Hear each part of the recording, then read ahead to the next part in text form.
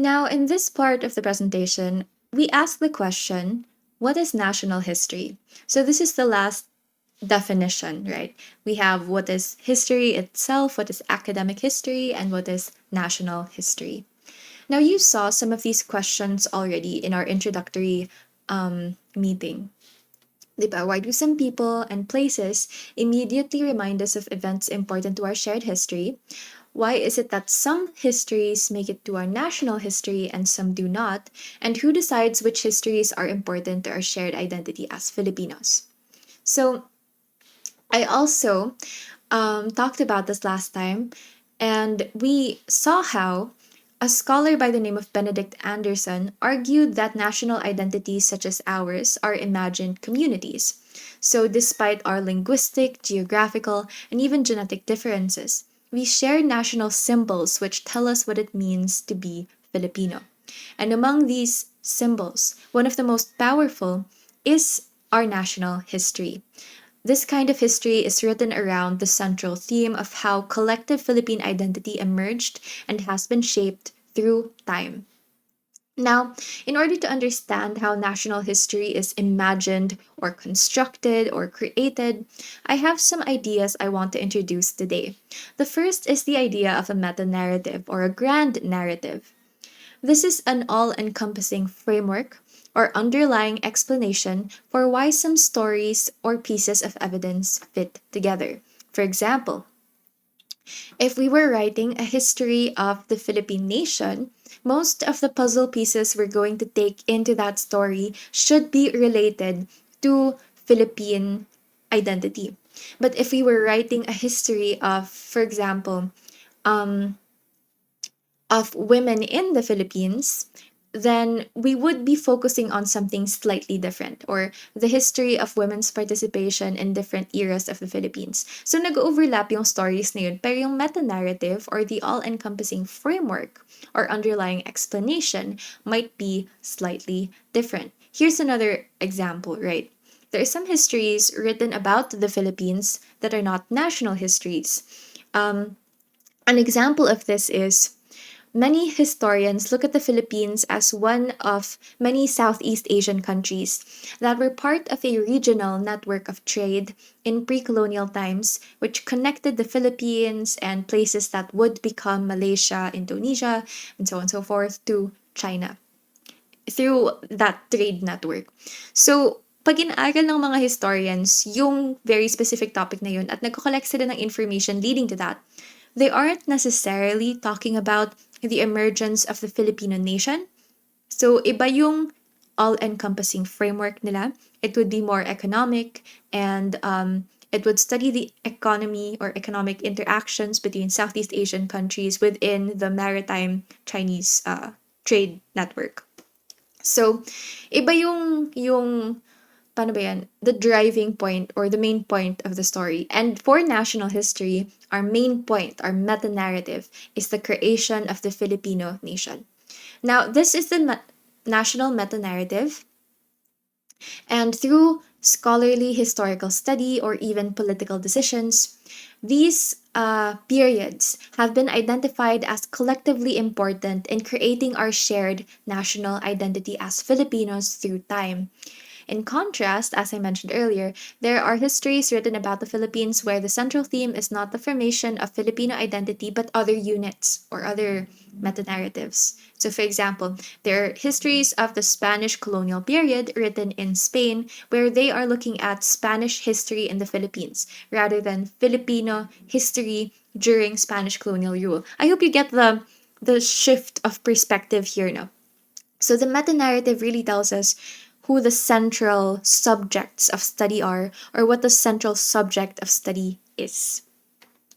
Now, what does it mean for national history to be constructed? So, we're going to show you, or I'm going to try to show you throughout the semester, how the claim to Filipino identity in the present day is based on a series of arguments which we will be exploring in different periods of time. The topic for each module represents an argument for what is historically significant for our collective experiences as Filipinos and in the formation of our larger social structures. So, Instead of us just having a bunch of dates and a bunch of periods to memorize, the most important thing to do is to know what the argument of that period is and why it has been projected as important for our shared national identity. So, in order to understand no, yung historical significance at yung historical arguments ng bawat panig ng ating kasaysayan, gagamitin natin yung puzzle metaphor. So, if Philippine national history with the subject of the creation of Filipino nationhood is national history, kung yun yung meta-narrative, we can think about it as a puzzle where in order to form that picture or form that meta narrative, we need to collect arguments or different pieces of the puzzle. Each piece has a function in forming the picture of the larger whole or history or the history and story we are trying to understand. So we're collecting these puzzle pieces, right? Module 1, what is history, and Module 2, physical foundations, as well as Module 3 are kind of like the foundation parts. But Module 4, 5, 6, 7, 8, 9, and 10 are the puzzle pieces we need to collect to argue for the existence of something called a Filipino identity, which was shaped through time. Now, what are the key questions and arguments for each section? Now, for Module 3, and this is going to be important because you're going to be tested on it in the quiz, so I would pay attention to these key questions and arguments. So, we're going to go through these one by one very quickly. In Module 3, the peopling of the Philippines or the arrival of Filipinos, the arrival of people in this archipelago, the key question is, what are our earliest linguistic and cultural foundations? So the first arrival of Negrito populations and later waves of Malay Austronesians, also called the Nusantao, and we'll figure out what that is when we reach Module 3, are founders of our wider shared identity, right? So, our identity at its core is not necessarily just we were a Spanish colony, or we were an American colony, or we were a Japanese colony. At our very foundation, historically, is the fact that if you look at the languages of Southeast Asia, Bahasa Indonesia, Bahasa Melayu, Ilocano, Filipino as our national language, but also all of our other regional languages, you will find a lot of parallel words and parallel meanings. For example, the word alam in Filipino means to know, diba? Alam. And it has to do with knowledge. And in Bahasa Indonesia, the word alam means universe or things which are known about in the existing world. So there are other words like danum, funnily enough, susu, which is milk in Bahasa Melayu, and I think also in Bahasa Indonesia. So there are similar words that you find like mata, batu, or bato, that span many different language groups from Southeast Asia all the way to Micronesia, Oceania, Polynesia, and as far as Hawaii and Madagascar. So ito, yung shared language, shared identity foundations natin ay hindi necessarily nasa colonial period lang. Our cultures are so much older than that. Now, in Module 4, we're going to look at the early settlements period, and we're going to ask ourselves what kinds of societal and political structures had developed before colonization. So, if in the peopling of the Philippines segment, we'll look at the early arrival of different ethno-linguistic groups here in the early settlement period, titignan na natin yung nag-develop na societal and political structures. So, ang tinatawag natin dito ay socio-political complexity, and I will be highlighting that when we get to Module 4. Now, the argument in terms of Filipino identity is that we had different kinds of societies with varying political and economic complexity. Some of these structures survive and help explain the differences in our political traditions. For example, in many indigenous cultures around the Philippines, we have the political unit known as the Council of Elders. So, or the political yeah, okay, let's just say political unit called the Council of Elders, which has a say both culturally but also in terms of economic activities shared by the community and also sometimes political decisions that the community has to take together. Now, these kinds of units are a little different from positions, I guess, is a better way to look at it. These kinds of political positions are a little different from what you will find in lowland coastal settlements, where you have a datu, you have usually a babaylan or katalonan, a spiritual leader who is a woman, typically, and then other parang structures, other configurations of society. So it's a very exciting lesson to have kasi makikita natin kung, or we just get a glimpse into the rich life of the pre-colonial Filipino and how we had different levels of socio-political complexity and how some of these traditions continue to inform our experiences up until the present day. Now, in Module 5, Facing Changes, we asked the question of how and why the Spanish um, restructured the lives of people who were already in the Philippines through their colonial intervention here. The argument is that many societies here were pulled together under colonization to create the Philippines as a Spanish colony, which is one of the bases for our identity. So we know that because there were different kinds of societies before the Spanish arrived, it would have been possible for these societies, now sometimes they're allies, sometimes they're enemies, to have developed into completely different political units. So, by colonizing us, the Spanish had brought these many communities under one unit, even if the experience was not always even in the colonial project.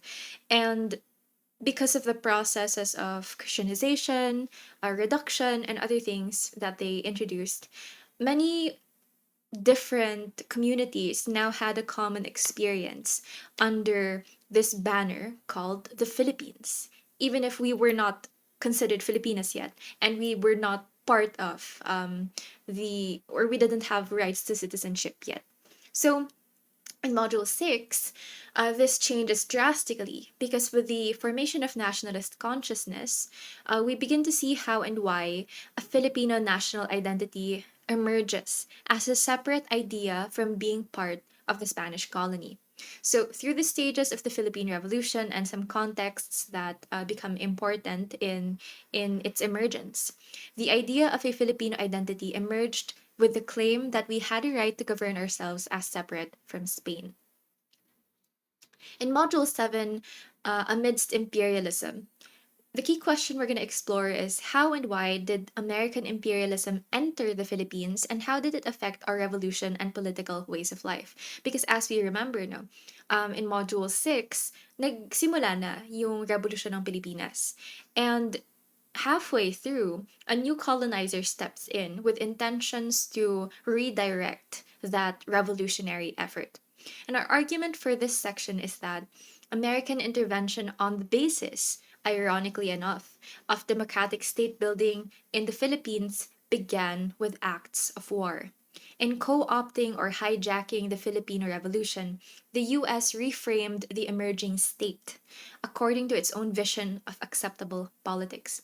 The result was a Philippine elite democracy built on local national patron client ties, which remain at the core of our present day political dynamics. Of course, it goes without saying that we do have a lot of quite important institutions introduced during the American period, such as public education, a kind of bureaucracy, yung parang structure of government that is quite developed as opposed to the Spanish era, for example. But these good things during the era should not keep us from remembering that when the Americans said they were going to come here on the basis of introducing democracy, the event that led to them controlling the Philippines was a war, not consent.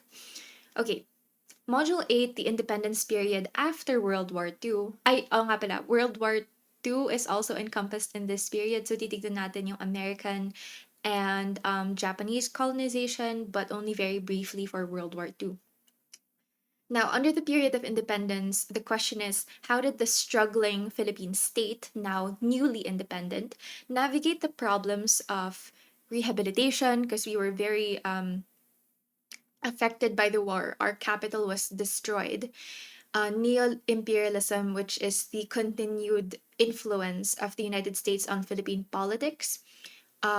in terms of having to change some of our laws to accommodate US interests, and the need to develop in post World War II years.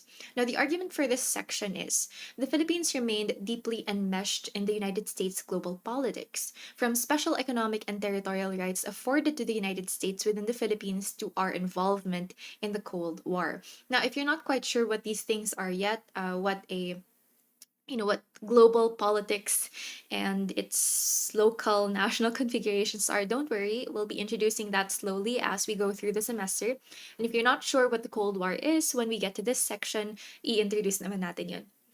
These years witnessed the formation of many of our state institutions and our diplomatic relationships as an independent state. They were also challenging years for democratic development, with not one but, well, okay, one muna, a major rebellion threatening the Philippine state.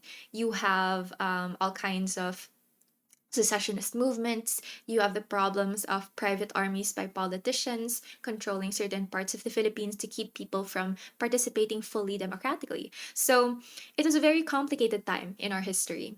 And speaking of complicated times, by Module 9, we're going to hit the period under dictatorship, where the key question is what did the martial law period entail in terms of Philippine democratic development? So, the martial law period represents an experiment in Asian authoritarianism, a trend among Southeast Asian countries at the height of the Cold War. In the Philippines, the historical experience of the limitations on political participation, meaning the limitations on freedom of speech, freedom of the media, freedom of opposition in a way, and the freedom to gather in public, and the strengthening of the president's personal powers resulted in a democratic backlash. The general trend of the post EDSA years was to seek more tangible and accessible forms of mass political participation.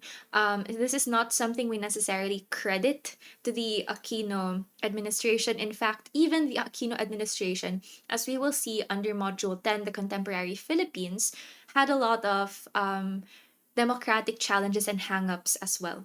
So under Module 10, we're going to ask the question of what did the Fifth Republic represent? So the Fifth Republic is the current Republic of the Philippines until we have our constitution changed again. And I will be explaining at this module what it means for there to be multiple republics and what that means in terms of our legal structure. So, what did the Fifth Republic represent in terms of democratic development and participation?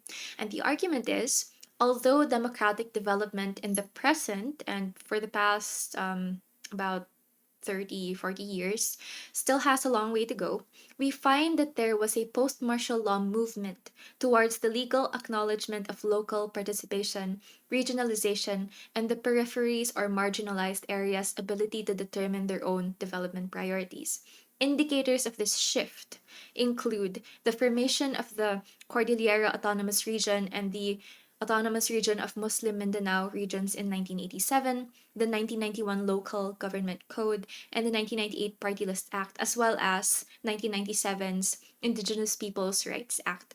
So, titignan lang natin na there have definitely been a lot of democratic hangups as well. We have corruption.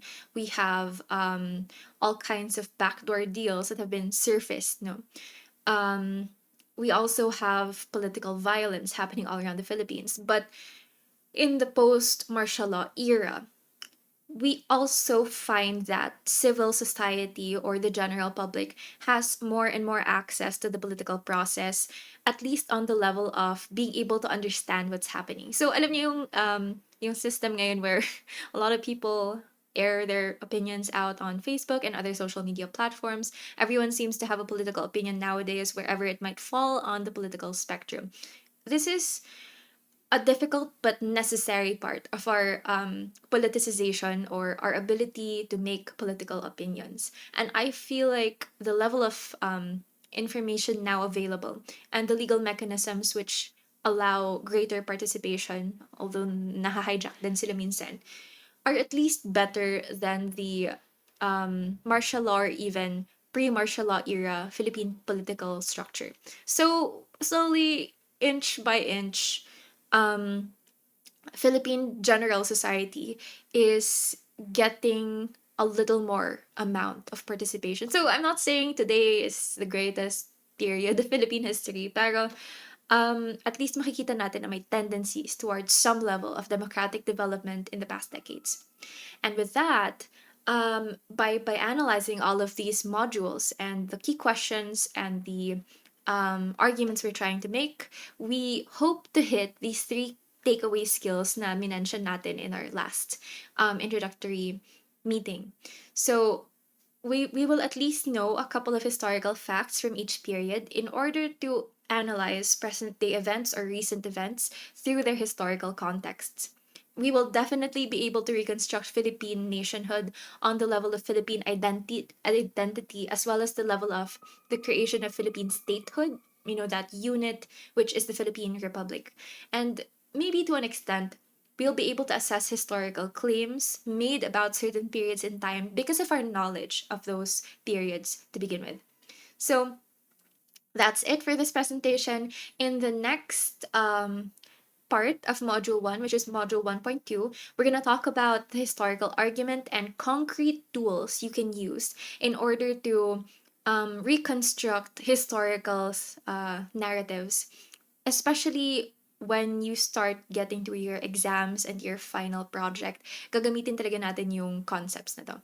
So thank you very much for being here with me today, and I hope you have a great rest of your day. See you in the next presentation. Bye.